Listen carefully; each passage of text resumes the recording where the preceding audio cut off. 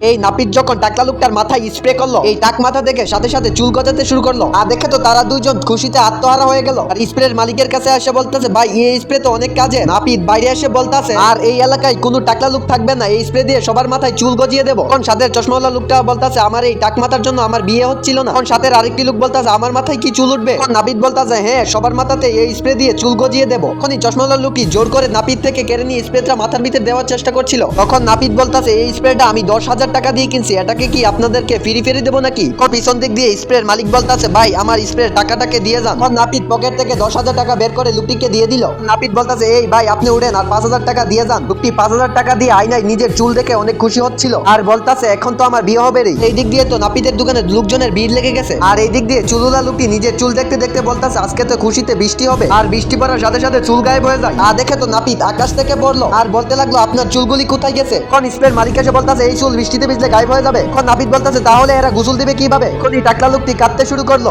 আর বলতেছে, আর আমার বিয়ে হলো না রে।